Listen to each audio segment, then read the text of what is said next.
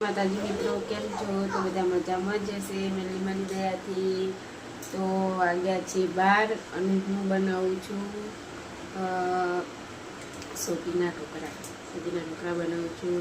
તો હું તમને બતાવીશ કે મેં જો સોજીની છાશમાં પલાળ્યો છે અને આદુ લસણ અને મીઠું નાખીને અંદર મૂક્યું છે.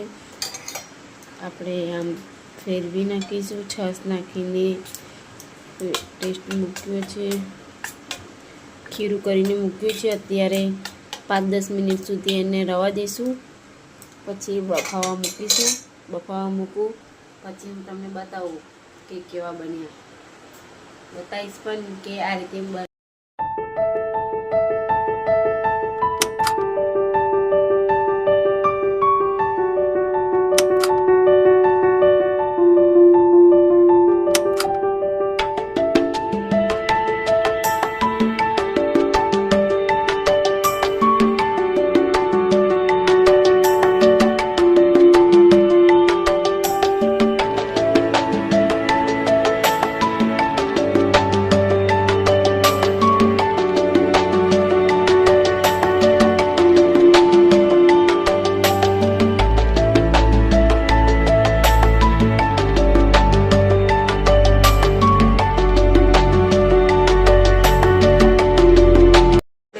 સોજીના ઢોકળા બનાવી દીધા છે.